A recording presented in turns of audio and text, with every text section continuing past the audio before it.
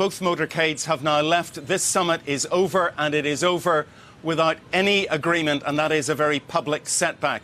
Sarah Sanders, the White House press spokeswoman, said there had been very good and constructive meetings, but no agreement was reached at this time. The respective teams, she says, look forward to meeting in the future, and within the next few minutes we expect Donald Trump to begin a news conference at his hotel, though he may want to, first of all, collect his thoughts, and secondly, as I have no doubt he will do, spin this in a somewhat positive way. But there's no question this is a setback. Now, we don't know why this broke down. They talked for 2 hours last night.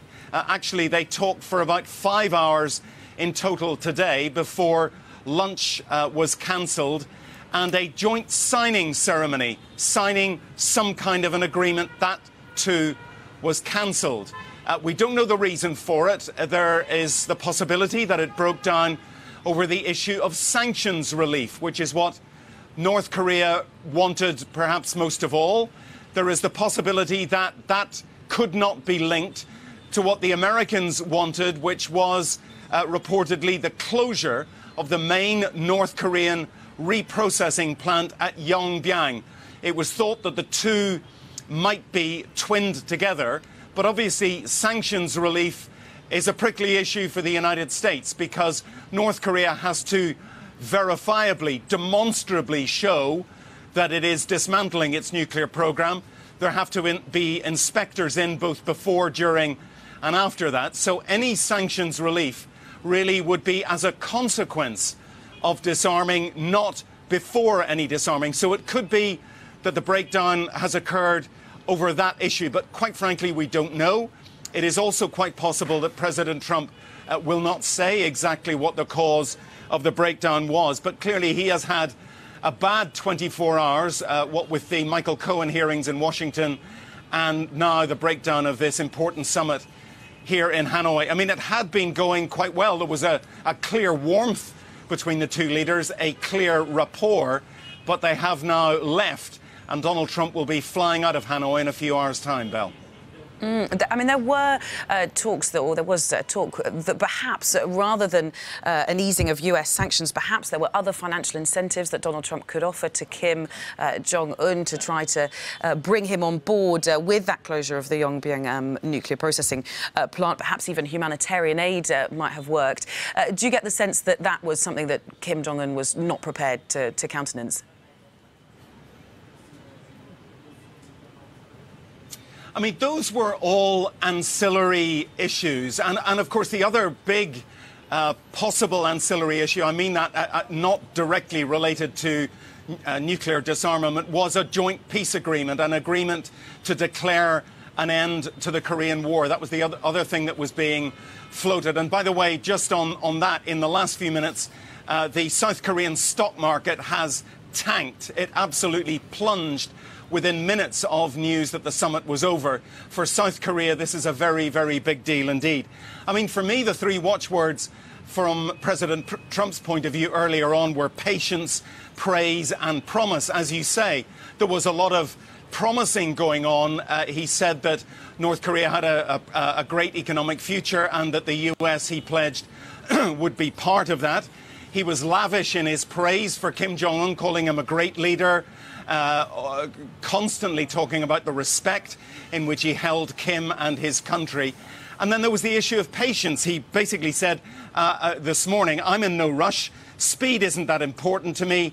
We don't want nuclear testing, and we've developed something very special with respect to that. But again, I'm in no rush. So it looked like things were proceeding well. Now, the one thing I would say, Belle, is yes, this is a big setback, but it is the bump in what we expect to be a long road of negotiations. And President Trump has threatened to walk out of summits before. He did it before Singapore.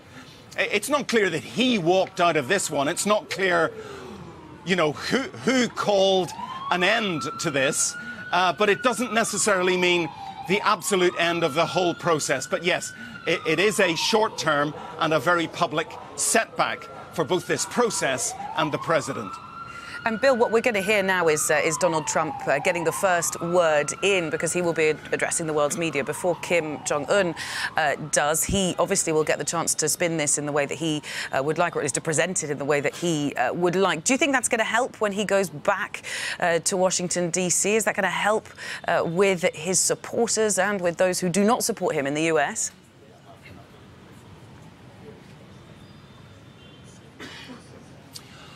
Well, I think, he will, I am assuming he will appear tough and resolute and determined and to quote, paraphrase Theresa May, to say that no deal is better than a bad deal. So I think he can certainly spin it to his supporters. It will be really interesting to see what daylight there is between the way President Trump explains this and the way the North Koreans explain this. And I noticed at that table, by the way, was the National Security Advisor John Bolton, a man who the North Koreans dislike and distrust. It may well be that he has played some hawkish part in the breakdown of these talks. It was very interesting earlier how positive it all seemed, because Kim Jong-un, for the first time in anyone's memory, answered questions from foreign reporters, and did so in a rather positive way. He was asked by an American reporter, "Are you ready to denuclearize?" And he said, "If I'm not willing to do that, I wouldn't be here right now." And President Trump guffawed and said to reporters, "That's as good an answer as you'll ever get." Kim Jong-un was asked by another reporter, "Are you confident?" And he said, "Well, it's too early to tell, but I'm not pessimistic. I have a feeling good results will come out." Now, earlier on, there was a clue in what might happen here, because President Trump said, "We will ultimately get a deal, a very big success. It doesn't mean it'll happen in one day." Now, that was obviously looking to the long term, and I think, Belle, we just need to bear in mind this whole process isn't over.